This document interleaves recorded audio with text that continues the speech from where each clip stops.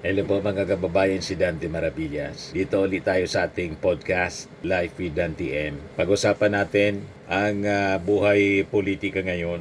Kasi sa Congress, medyo may kumukulong balita. Ito ang sabi dito sa Bilyonaryo News Channel. A shake-up looms in the House as Martin Romualdez prepares to step down as Speaker. Isabela Representative Bochi D has emerged as the front-runner to succeed him, with the President's go signal already secured, sabi sa report ng Politico at Bilyonaryo News Channel. Marcos gives nod to Romualdez exit. At sabi, ang papalit mga kababayan, si Isabela Representative Boji D, member ng Partido Federal ng Pilipinas ng ating Pangulong Bongbong. Ngayon, nagpost ulit si Cavite 4th District Congress Mio Kiko Barsaga. Yan ang post niya. Facebook, Kiko Barsaga Official. Breaking news, new House Speaker. Congressman Boji D, close friend of Martin Romualdez and party mate of President Marcos, is said to be the new Speaker of the House. Sabi sa kanyang post, inalis yung boss, tuta ang pinalit.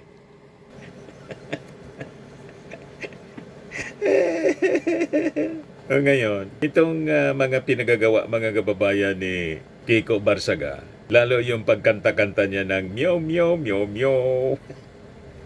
Kahit saan pala, ginagawa niya yon. Ang observation po ng iba, gusto lang mapansin ito. Kaya lang pinagsabihan po ni Dr. Representative Janet Garin, inadvisean sana. Kaya lang hindi din nakikinig. Yung nanay nga, hindi pinapakinggan. Pero bilang doktor, medyo naibahin din mga kababayan ng pinagagawa mga kababayan ni Kiko Barsaga. Itong si Iloilo Representative Janet Garin. Ito yung kumakanta siya ng upuan, mga kababayan. Ngumingiti na lang nasa likod siya, si Representative Janet Garin. Pinagsabihan niya daw, huwag kang meow-meow ng meow. Huwag kang meow ng meow. According to Garin, many lawmakers have noticed Barsaga's mannerisms, including making meow sounds, even during serious discussions. Tinginin niya. Pero nag-deny siya. Wala man daw siya problema sa... Kung normal ang pag-iisip mo, gagawin mo ang ganyang bagay, mga kababayan. Ito, i-share ko sa inyong kwento ng Daily Guardian. Sabi dito, House Deputy Speaker and Iloilo 1st District Representative Janet Garin has spoken about the unusual behavior of Cavite 4th District Representative Kiko Barsaga in Congress.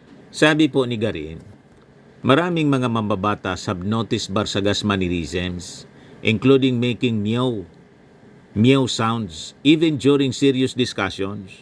Kinakausap namin siya, huwag kang meow ng meow pag umiikot. I mean, there are a lot of serious meetings tapos bigla siyang magmi-meow. Pwede naman yon, he says.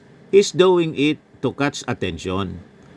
Kaya lang, may limit dapat, sabi po ni Garin sa interview ng DZMM. Tama. Kasi pag hindi, isipin ng tao, hindi ka normal. Di ba? Congressman ka, kahit nga siguro sa eskwelahan, hindi naman pwede na during lectures ng teacher mo, kung ano-anong pinagagawa mo, hindi ka nakikinig ng lessons, ng lectures ng professor mo, pagkatapos, sige ang kanta-kanta mo ng meow, meow, meow, meow, meow, meow. Di ba? Hindi yun normal, mga kababayan, sa isang tao, lalo na sa isang congressman. Tama po? Siguro pag ang tao magsabing normal ang ganyan, malamang abnormal din yung nagsasabi.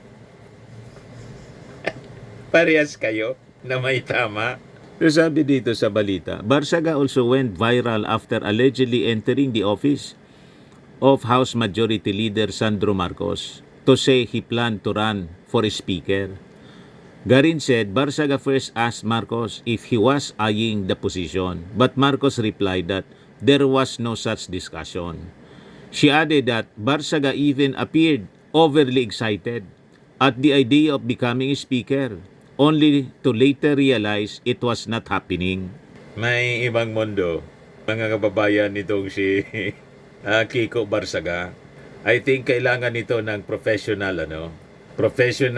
advice. I-konsulta sa mga psychologists or psychiatrist siguro kung kinakailangan. Kasi nagdi-deny itong siya na may problema siya. That is, natural yon doon sa mismong persona. Kasi siyempre, sa kanya, normal yung kanyang ginagawa. Di ba? Pag may ganyan na mga display of abnormal behavior, siyempre, yung nagdi-display ng abnormal behavior, hindi man niya yan nare-realize. Kala niya, okay. Tama po? Lumabas din ang isang video ni Barsaga na kumakanta ng upuan ni Glock 9 sa plenaryo na may binagong lyrics na meow. Prior to that, kumakanta siya ng Les Miserables, sabi po ni Garin. Garin recalled telling him, Kong, naintindihan ko naman lahat tayo galit sa mga ghost projects. And then, we were coaching him. Pag may investigasyon, then we present documents. And then, kung sino yung mananagot. Pero ang nasa isip niya kasi, paulit-ulit, sabi niya, there's a revolution in our country. There's a revolution in our country. Kaya nga po, sinampahan ng reklamo sa Ethics Committee ni Deputy Speaker Ronaldo Pono, inciting to sedition. Kasama yun mga kababayan sa Ethics Committee complaint. Kailangan na niya kumprontahin natin ito, i-address natin ito, na madisiplina itong bata. Kasi pag hindi natin to ginawa, remiss tayo sa ating tungkulin. Nasisira yung institusyon, yung Congress na mismo. So sabi ni Garin, we were telling him, walang ganon. Tama yon, may proseso. Hinaing natin. Ilabas natin. However, there's a proper way to do it. Hindi mo pwedeng sabihin, doon tayo sa labas, magkakagulo tayo o magkagulo tayo. As a doctor, sabi po ni Garin, she was worried that Barsaga may be influenced by others. The problem is, he seems to be believing doon sa mga nagpi-feed ng word sa kanya. O ikaw na pala yung speaker. And then, he believes it immediately. Sabi ko, may proseso yan. Mag-i-eleksyon tayo. She also expressed concern on a personal level. Ako bilang isang nanay, bilang isang doktor, medyo minsan naawa ako na in the sense na alam mo yan, na parang iba siguro na may nanggagatong sa kanya. Pero may times na okay naman siya. Pero paiba-iba. He keeps on repeating, bakit walang birthday celebration na bongga ang presidente? Sabi ko, Kong, wala naman talagang planong ganon. Kasi nag-post siya na na-cancel daw. Earlier, National Unity Party Chairperson Ronaldo Pono said Barsaga could face an ethics complaint for conduct that allegedly undermines the dignity of the House of Representatives and erodes public trust in government institutions. So sabi ni Garin, she has heard from Barsaga's parents that they had difficulties with him even before, but this was the first time she encountered it in Congress. Yan ang sinabi ng nanay mismo ni Kiko Barsaga na may problema talaga. Hindi na nga niya daw makontrol. Yun ang nanay, surrender na po. Kaya yung mga humahanga sa mga pinagagawa ni Kiko Barsaga, malamang abnormal din kayo. Di ba? Sabagay, marami ng abnormal ngayon po. Hindi na normal ang pag-iisip ng mga tao ngayon. Yung mali, tama na. Yung tama, mali. What we are hearing is he had similar problems when he was a councilor. Linipat lang yung problema sa national perspective to give them peace in the city. So, gawain na pala to. Gawain na pala yan, mga kababayan, as a city councilor. Dati konsyal siya sa Cavite. Ganon yung behavior. Problematic talaga doon. Ngayon, lumipat sa Congress kasi pinatakbo ng pamilya. Bakit kasi pinatakbo pa ninyo bilang congressman na may problema sa pag-ugali? Di ba? Nadamay patuloy yung Kongreso. Pero sabi ni Garin, minamanage namin siya, not as a colleague already, but someone who has a little problem. Yes, sabi ni Taps Dolay, ganyan talaga pag may sayad, meow meow, meow ng meow. Sabi ni Jigo Ramos, pinili niyang dumikit sa mga Duterte, kinakahiya ka ni PD, RIP, yung tatay. Sabi ni Jose Tijedo, maybe suffering from some sort of mental health issue where professional help is needed. Sabi ni Celia Grace Castro, parang abnormal. Sabi ni Angel, is he on a spectrum? Baka may ESD. Yan mga post niya. Matindi po. Anyway, tingnan na lang natin, subaybayan natin kung ano mangyari doon sa ethics complaint. Grabe ang nangyayari po sa ating bansa ngayon. Kung ano-ano na lang na kababalagan.